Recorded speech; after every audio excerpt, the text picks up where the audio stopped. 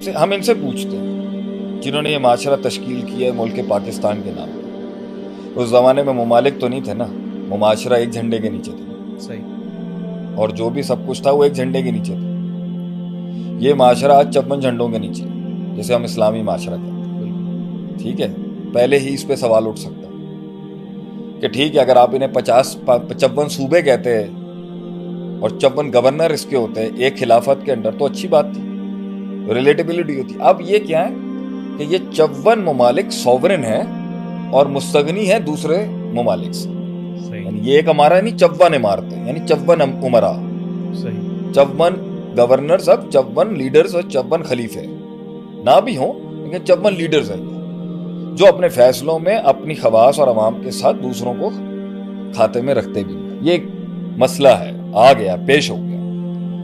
تو سوال یہ ہے کہ نبی صلی اللہ علیہ وسلم جس معاشرے میں آئے اور جس معاشرے کی تشکیل رکھی، کیا انہوں نے اپنے ماننے والوں کو کیا کبھی یہ سکھایا تھا کہ زمین کا کوئی کونا ایسا ہے جو تمہاری مقصد سے باہر ہوگا؟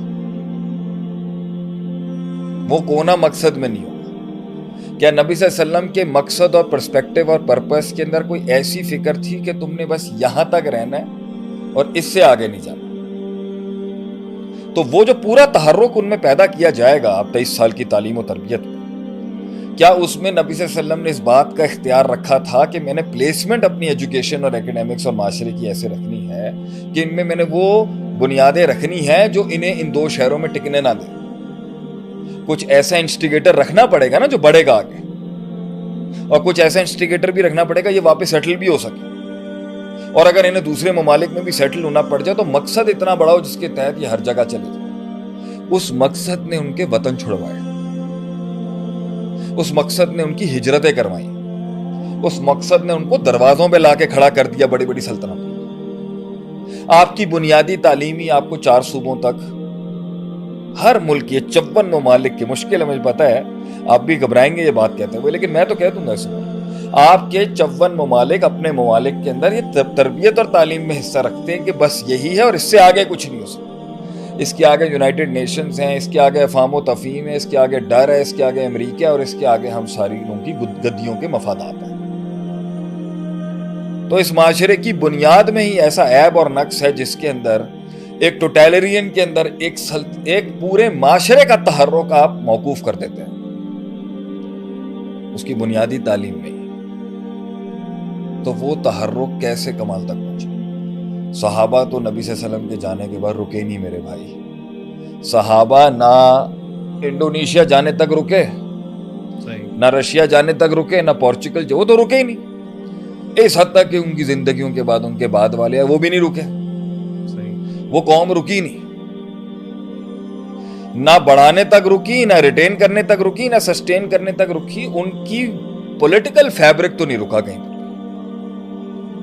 اور ان کا علمی فیبرک بھی نہیں رکا کبھی، وہ رکے ہی نہیں صرف کہ بھئی اب علم یہاں آ گیا، وہ پھیلانے گئے۔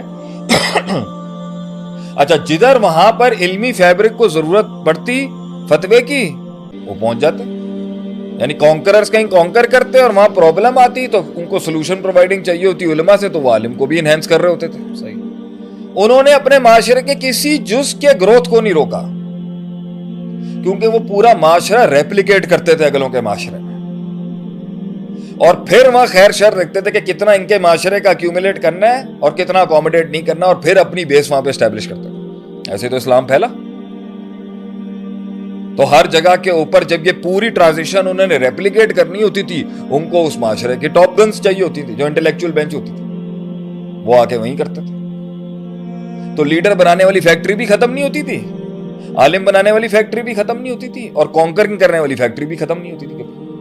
اور پوری قوم اس فیبرک اور ڈسپلن سے کبھی نہیں نکلتی کہ جو بڑے کر رہے ہیں ٹھیک ہی کر رہے ہیں، صحیح، اور مین ویل اس میں اختلاف بھی رہا، تصادم تک بھی پہنچا، مگر فیبرک ان کا رضی اللہ تعالیٰ عنہ و رضوا عنہ تک ہی رہا، خراب نہیں ہوا۔ آپ کی بنیاد کا ہدف کیا ہے؟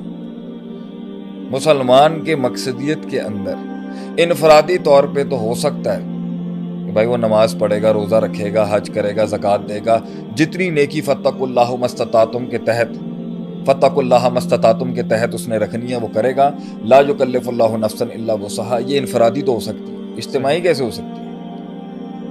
یعنی اجتماعی پورے معاشرے کا ہدف کیا ہے؟ اجتماعی معاشرے کا ہدف کیا آپ کہاں پہنچنا چاہتے کہ ہیں؟ بس 4 صوبے ہیں آپ کے اور 5واں جو ڈسپیوٹڈ ہے جو ہمارا ہی تھا اس کے لیے ساری زندگی لگا دیں، اور پوری امت مسلمہ کے اندر جو امت اجابت ہے اس میں دیکھنا نہیں، اور جو امت دعوت، مسلمانوں کی نظر تو تھی ہمیشہ سے امت دعوت پر، امت اجابت تو ان کی ہمیشہ سے تھی.